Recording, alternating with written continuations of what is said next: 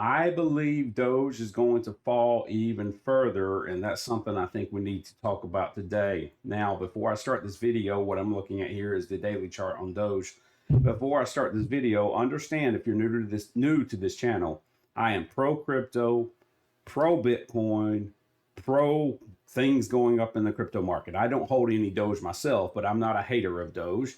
I don't hate coins. I hope they all do well, and we all see things differently. So I'm hoping Doge goes up. This is not a anti-Doge video. If you look at my other videos where I talk about other altcoins, I'm saying the same thing in those, even ones I own. Okay, so this is not a negative Nelly video, I don't think, or that's not the purpose. The point is, let's talk reality. And the reality is this: Doge has been suffering a downtrend since back in December. A low, a high, a high, a low, lower high, lower low. Now we did have this abnormally, not sure what the word is, but unusual circumstance right here where there was some overly optimistic rumors going around in the Twitterverse that Elon may consider Doge being a payment method in its X payment structure platform. Okay.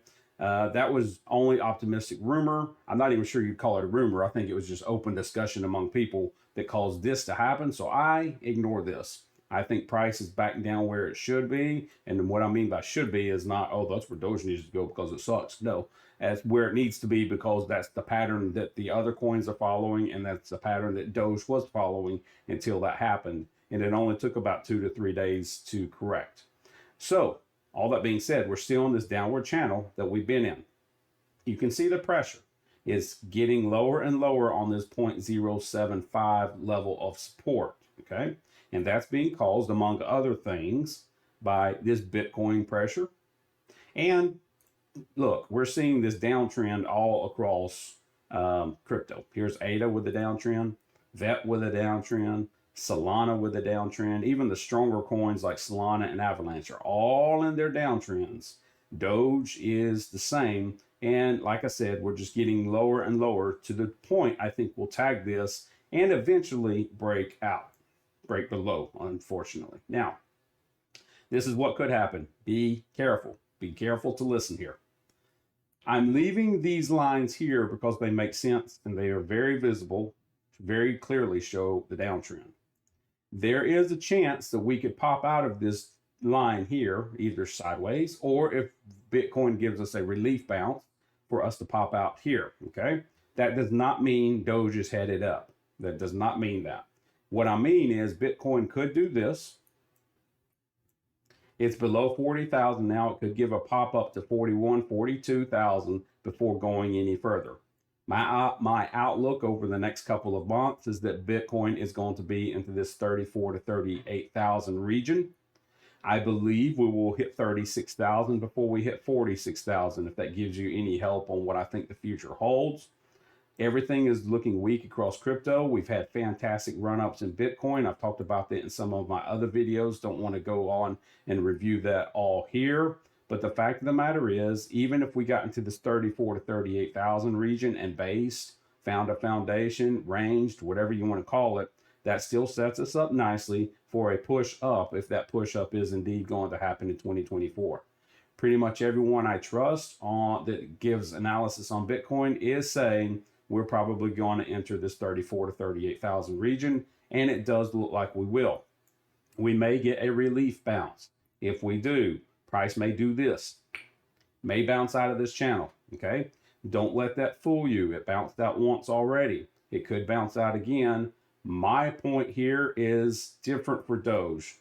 Eventually, I'm going to get rid of these lines, these downtrend lines, and I'm only going to talk about this downtrend line, okay?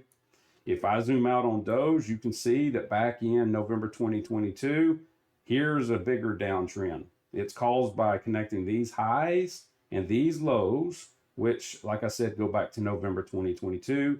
Very clearly, you can see this downtrend. We popped out of it during this October, November, December run, but we have since returned into it. This is where we are today. So Doge, until Doge can get above this level, right? And then really it needs to get above the level of resistance above it, which in this case would be around this 0.086. And that's just this level right here, this level right here, the bottoms of these wicks. It's an art, not a science, but that's a general idea. Until Doge can get above this channel here and above the next level of resistance above it, then there's only downward pressure in Doge.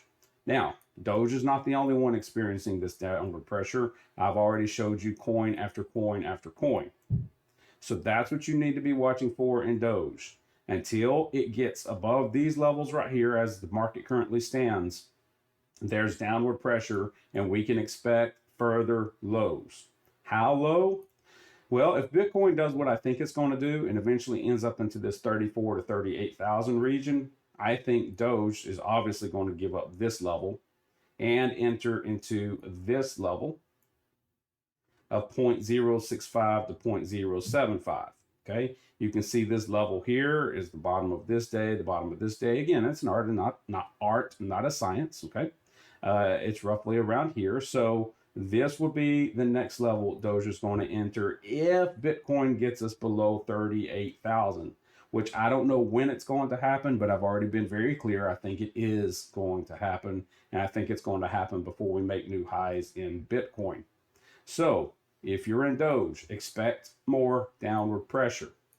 If we pop out of this over the weekend or something like that, don't be fooled. I will eventually erase these lines once they quit making sense.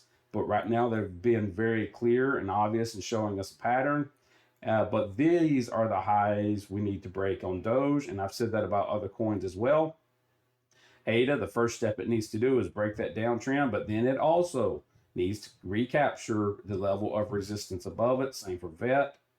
Break its downtrend, recap. It's got a similar, very important channel that it's in. VET, look at this. Almost looks like Doge.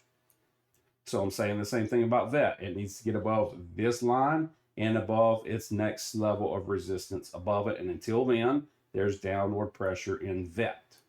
Okay, that's my outlook on Doge. Not being a hater, really not, just trying to show you reality. Don't want you to be fooled by any of these bounces we may get, some temporary relief bounces. And this channel right here, you cannot deny, it's a very important channel for Doge. This one right here.